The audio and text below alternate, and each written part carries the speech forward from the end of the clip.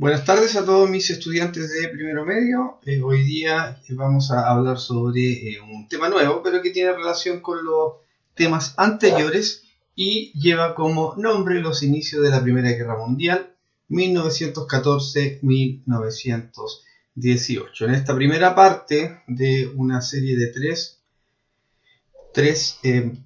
clases vamos a hablar sobre las causas, los antecedentes y las causas de la Primera Guerra Mundial. Ya la voy a hacer un pequeño resumen de lo que hemos visto hasta ahora e incorporar algunos conocimientos que por razones de tiempo no hemos podido abordar. Bien, lo primero que tenemos que decir es que el aprendizaje esperado es dimensionar la magnitud de la Primera Guerra Mundial y su impacto social, cultural, político y también económico en Europa y el mundo. Recordemos que es una de las guerras más importantes de estudiar, porque después cambió la política europea, cambió territorialmente los países y que impactó a nivel mundial.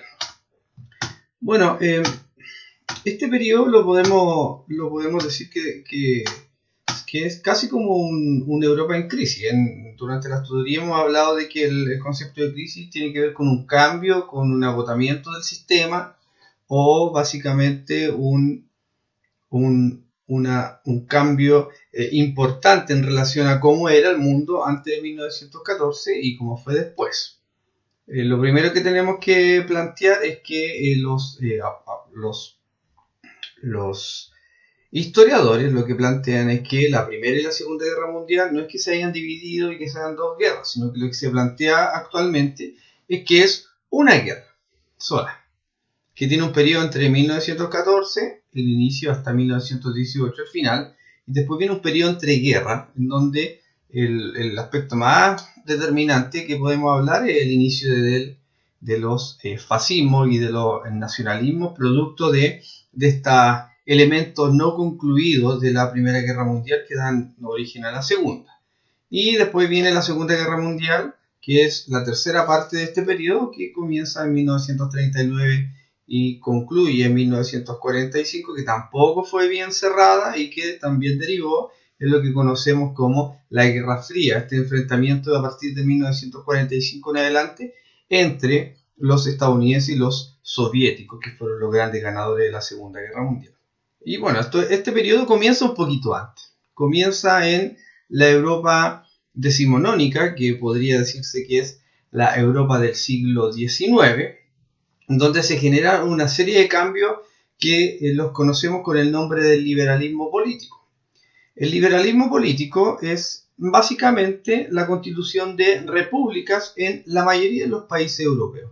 Recordemos que anterior a 1789, con el inicio de la Revolución Francesa, la mayoría de los países eran monarquía absoluta.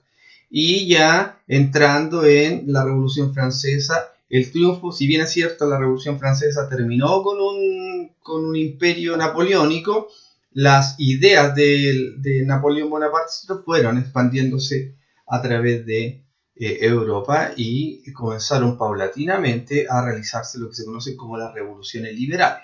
Y las revoluciones liberales no es otra cosa que rebelarse contra el sistema monárquico y establecer repúblicas. Eso es lo que se conoce como el liberalismo político, que es la filosofía que fundamenta las repúblicas del siglo XIX, las repúblicas del siglo XX y partes de las del siglo XXI, con ciertos matices que en el futuro podremos estudiar. También hablamos del liberalismo económico, o lo que básicamente se conoce como capitalismo. Recuerden que hemos estado hablando sobre la revolución industrial y ¿qué plantea la revolución industrial? Producción en serie, producción en masa, ¿para qué? Para vender y comprar. Entonces, se genera este sistema capitalista que no es más que la acumulación ya no de metales preciosos como lo hacía el sistema mercantilista, sino que la acumulación de capital o dinero. Mientras más empresas, mientras más industrias tenga un país, más rápido va a llegar al desarrollo, que es un concepto que también es bastante nuevo en relación a la historia de la humanidad, que tiene que ver con esta idea de el desarrollo de los pueblos, el desarrollo de las naciones como potencias. Y Europa, hasta antes de la Primera Guerra Mundial, la mayoría eran potencias dentro del mundo. Después de la Primera Guerra Mundial se van a aparecer otras potencias no europeas, como por ejemplo Estados Unidos, Japón y China, que en la actualidad ya vendría siendo la gran potencia mundial por sobre Estados Unidos. También existía esta idea del progreso indefinido o el cientificismo. O sea, había dentro si lo miramos desde el punto de vista de la filosofía, podemos decir de que a fines del siglo XIX el ser humano, más bien el europeo, más que las otras naciones, el europeo pensaba de que esta idea del progreso, algo así como una locomotora avanzando rápidamente hacia el futuro, y este progreso indefinido jamás se iba a detener. Y al no detenerse, iba a provocar de que el ser humano en algún momento casi llegara a la perfección, y esta perfección no era una perfección de los países latinoamericanos y los países africanos, sino que lo que se pensaba en la época era que los grandes guías que debían guiar, valga la redundancia, a la humanidad eran los europeos. Y por eso se pensaba en esta idea del progreso indefinido. Y el cientificismo, que es una consecuencia de la idea ilustrada de los franceses, que significa de que había una admiración y había más bien una confianza en que la ciencia iba a llevar al ser humano a lo máximo de su progreso. ¿Por qué? Porque en ese tiempo se estaban desarrollando la química, la física, la biología, la industria del armamento propiamente tal, como vamos a revisar en algún momento. Entonces acá tenemos todo lo que ocurrió anterior a la Primera Guerra Mundial. Repaso. Europa decimonónica quiere decir que es la Europa de fines del siglo XIX. El liberalismo político es una consecuencia de las revoluciones francesas y revoluciones liberales en los países que van a pasar de monarquías a repúblicas, con diferentes matices y con diferentes características. El liberalismo económico es una consecuencia de la revolución industrial y tiene relación más bien con la idea del capitalismo. Ya lo hablaba Karl Marx y otros filósofos económicos de la época que planteaban esto del liberalismo económico o capitalista. También hace mucho sentido las ideas del gran economista John Smith. Smith hablaba de la ley de la oferta y la demanda, que es la base de la economía. Tenemos una oferta y tenemos una demanda. La oferta es lo que los industriales ofrecen, y la demanda es lo que la comunidad necesita. Entonces, si es que la comunidad necesita algo, los industriales desarrollan el producto. Y al revés también. Entonces, bueno, en la actualidad lo podemos cuestionar, ¿cierto?, con respecto a algunas necesidades que en el mundo moderno y en el siglo XXI han sido impuestas por la industria de diferentes tipos. Y también estaba la idea del progreso indefinido, que vendría siendo la confianza en la ciencia. Muy bien. Dicho eso, vamos a pasar a lo siguiente. Vamos a ver cuánto tiempo me queda. Bien, vamos. Ocurre que la Primera Guerra Mundial haya ciertos antecedentes que nos permiten explicar por qué estalló la guerra. Porque básicamente la guerra no estallan de un momento para otro, no es que en alguna comida o en alguna cena estos grandes poderosos se hayan enojado con algún otro, algún francés se haya enojado con un alemán y se hayan declarado la guerra y hayan tenido que obligar a su población a participar en la guerra, sino que el proceso de la guerra propiamente tal, que si bien es cierto comienza en 1914 con el asesinato de el archiduque que era Francisco Fernando, que era el gran heredero al trono de Austria-Hungría, lo asesinan y después comienzan inmediatamente a declararse la guerra entre varios países. Eso podría decir que fue la causa directa, pero también tenemos unos antecedentes que podrían explicar por qué los países europeos fueron a la guerra. Bien, los vamos a explicar, los voy a leer y después los voy a ir desarrollando con otras diapositivas. Primero, la competencia imperialista y el desarrollo del sistema de alianza. Segundo, la propaganda nacionalista. Ya tenemos varios conceptos ahí. Tercero, la carrera armamentista. Y cuatro, la cuestión de los Balcanes. El último de la cuestión de los Balcanes es justamente el asesinato de este personaje histórico del cual les comenté. Vamos a hablar un poquito sobre cada uno para que quede claro. Bien, primero que todo, tenemos que decir de que anterior a 1914, durante el siglo XIX, hubo un proceso histórico que se conoce con el nombre de los grandes imperios coloniales del siglo XIX o simplemente imperialismo. ¿En qué consistía esto? Básicamente consiste en la repartición del mundo de parte de los europeos. ¿Por qué? Porque tiene una razón económica. Principalmente, con el estallido o el inicio de la revolución industrial, estos países europeos necesitaban materias primas. Y al necesitar materias primas, estas materias primas no estaban en Europa. Por ejemplo, el algodón, el trigo, o algunos minerales de la industria química, caucho, etcétera, etcétera. Entonces, por lo tanto, ¿dónde tenían que buscar estas materias primas? En otros países. Entonces la revolución industrial provocó de que los países europeos se apropiaran, porque eso es lo que ha ocurrido, se apropiara de países africanos, asiáticos y ejerciera alguna influencia en América. ¿Por qué? Porque al tener colonias, tener imperios, y los grandes imperios son el imperio inglés, el francés, el alemán, y después viene el resto, ¿cierto? Como pueden ver en el mapa, el mundo se dividió entre la mayoría de las potencias europeas: Inglaterra, Francia, Alemania, Italia, Rusia, España, Portugal, Países Bajos, que vendría siendo Holanda, y el Imperio Otomano, que son los turcos, y Bélgica. Entre todos ellos se repartieron el mundo. ¿Para qué se lo repartieron? Para extraer materias primas y poder desarrollar de mejor manera sus industrias. Entonces ahí podemos apreciar en el mapa que los únicos que no tenían un gran imperio, porque tenían un tremendo país, eran los de la Unión Soviética, perdón, que en ese tiempo se llamaba Rusia. Pasó a llamarse Unión Soviética inmediatamente después de la Revolución Rusa de 1917.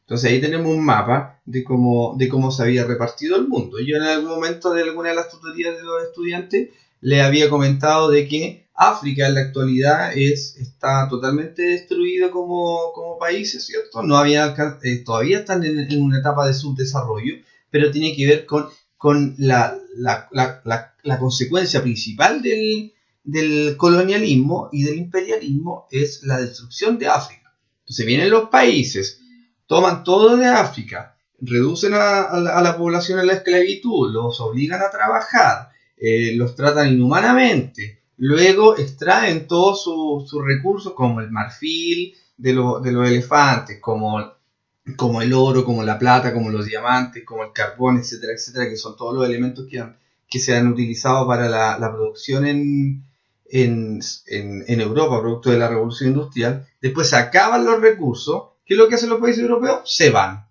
¿Y qué es lo que pasa con los países africanos? Quedan con esas tremendas deudas externas, con sus países totalmente desorganizados y totalmente desabastecidos, lo que implica, ¿cierto?, que no han podido salir del hoyo en que están, ¿cierto?, porque además de eso se generan grandes guerras civiles producto de los problemas religiosos, políticos del lugar y los golpes de Estado constantes que en la actualidad hasta el siglo XXI estaban.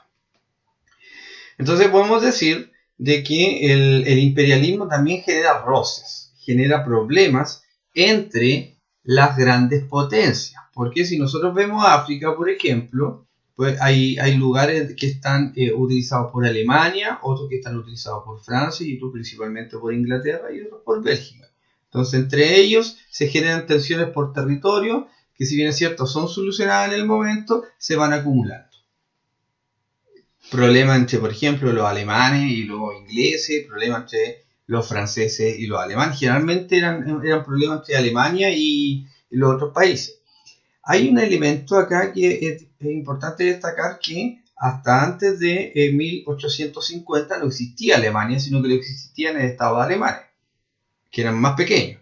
Otto von Bismarck, que fue el gran canciller de Alemania, organiza la unificación alemana a través de lo que se conoce como los nacionalismos, que lo voy a explicar a continuación.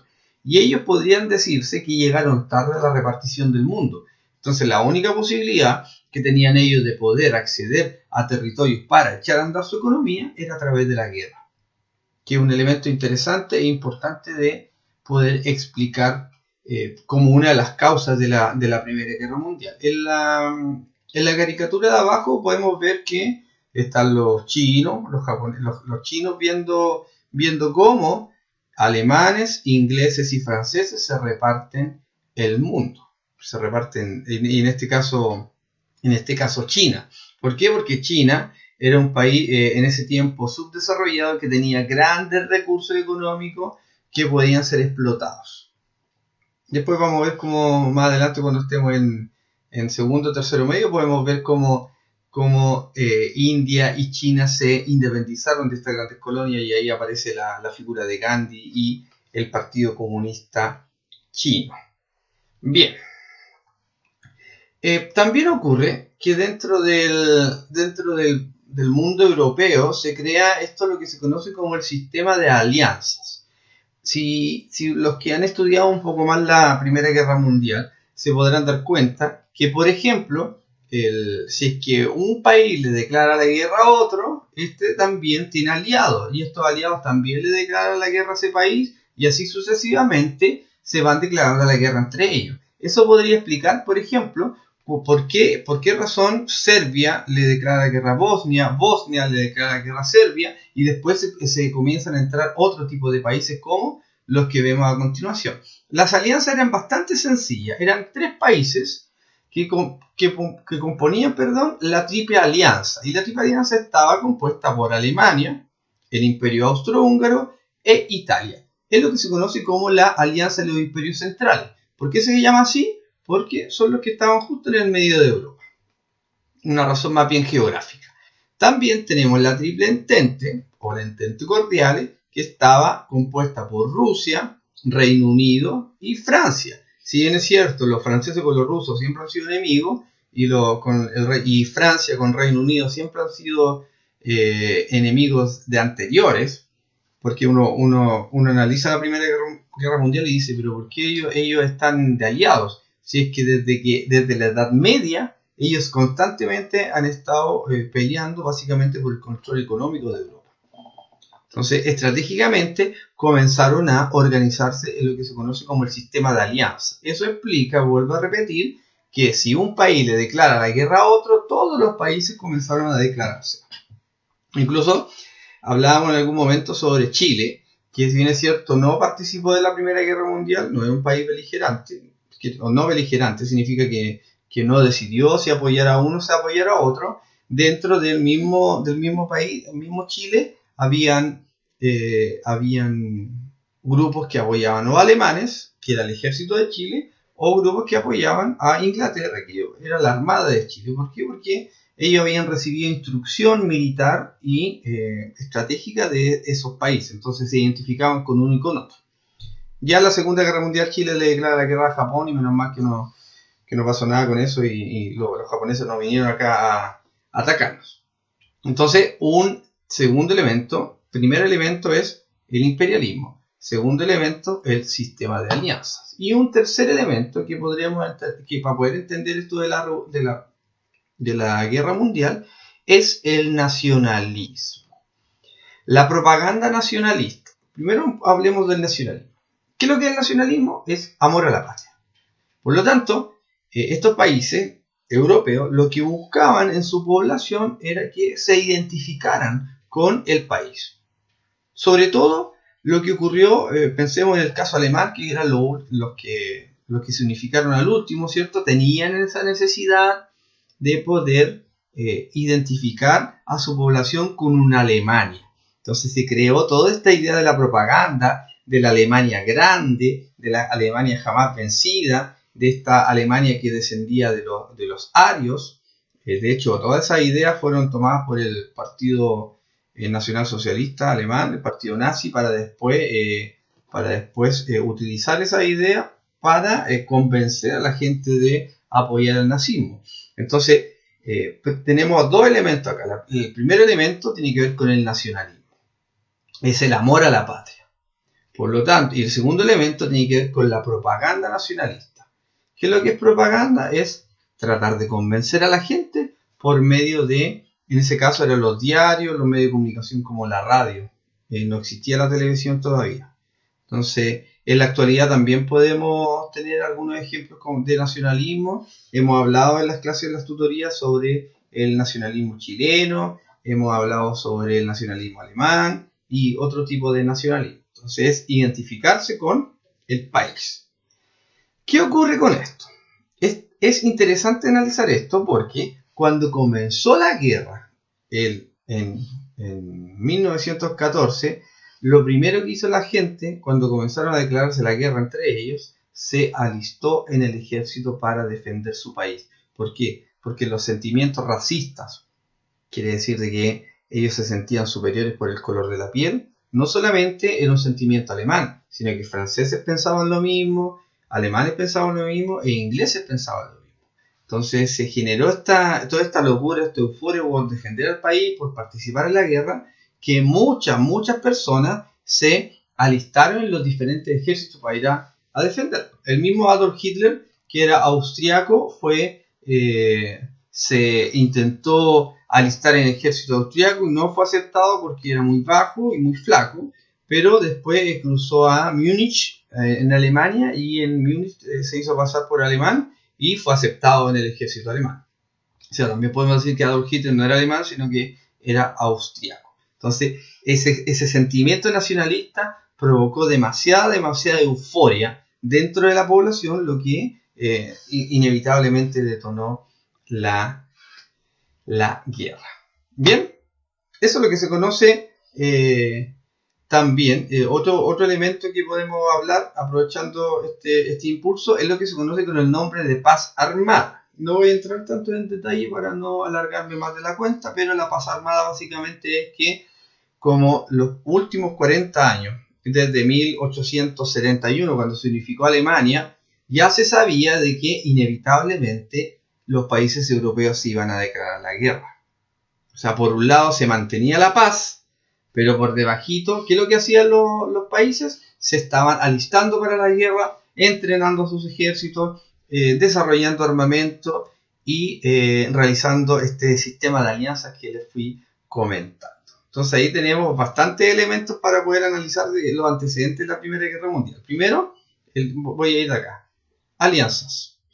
Paz armada, que es armarse hasta los dientes. Segundo, sistema de alianza. Tercero, el imperialismo. Y cuarto, lo que tiene que ver con la paz armada misma. Bien, vamos a volver atrás para ver los elementos.